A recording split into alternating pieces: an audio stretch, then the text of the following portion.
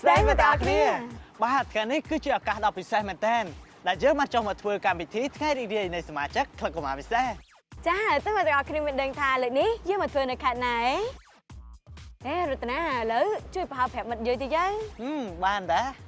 ខេត្តអីដែលមានពាក្យវែងនៅខាងចុងមែនហើយគឺខេត្តព្រៃវែងចាចានឹងថាមានកម្មវិធីអ្វីខ្លះនោះដូចនេះសូមចូលរួម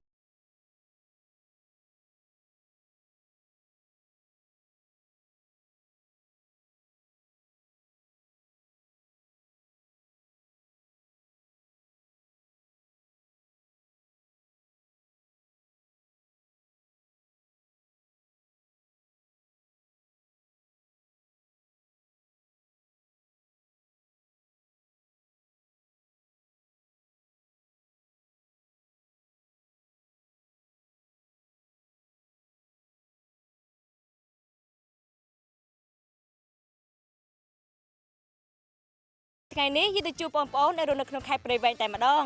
អូខេសួស្ដីបងប្អូនសួស្ដីសុខសប្បាយអត់សុខសប្បាយហើយមានធ្លាប់មើលកម្មវិធីក្លឹបកុមារពិសេសអត់ធ្លាប់អូខេឥឡូវបងសួរសំណួរខ្លះបងប្អូនឈ្មោះអីដែរឈ្មោះហេលីឈ្មោះហេលីបងប្អូនមានអារម្មណ៍យ៉ាងម៉េចដែរនៅពេលដែលបានទស្សនាកម្មវិធីក្លឹបកុមារពិសេស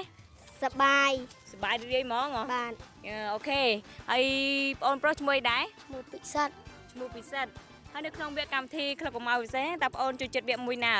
ចូលចិត្តវគ្គនិទានសៀវភៅវគ្គសៀវភៅនិទានអូខេនិយាយអញ្ចឹងនៅពេលដែលបងមកធ្វើកម្មវិធីនៅក្នុងភូមិរបស់បងប្អូនផ្ទាល់តើបងប្អូនមានអារម្មណ៍យ៉ាងម៉េចដែរសប្បាយមានអារម្មណ៍យ៉ាងម៉េចដែរសប្បាយសប្បាយប៉ុណ្ណាធំមួយទួយដល់ហើយហើយចូលមកមិនមានកត់ឈ្មោះចូលសៀវភៅអត់មាននៅអូខេឥឡូវយើងទៅយកសៀវភៅទាំងអស់គ្នាតោះ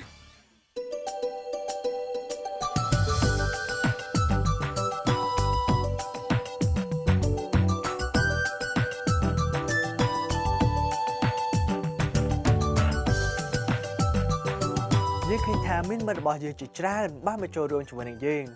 ហើយពួកគេទាំងអស់គ្នាពិតជាមានអារម្មណ៍រំភើបខ្លាំងណាស់ម្នាក់សុទ្ធតែទទួលបាននូវភាពសប្បាយរីករាយនៅពេលដែលបានចូលរួមជាមួយនឹងកម្មវិធីថ្ងៃរីករាយនៃសមាជិកក្លឹបកុមារពិសេសក្នុងនោះផងដែរយើងមានកម្មវិធីដ៏សប្បាយជាច្រើនដូចជាការលេងល្បែងកម្សាន្តរៀនពីអ្វីថ្មីទស្សនានៅក្បាច់រាំពីតួសម្ដែងក្លឹបកុមារពិសេសនិងទទួលនូវកាដូដ៏ពិសេស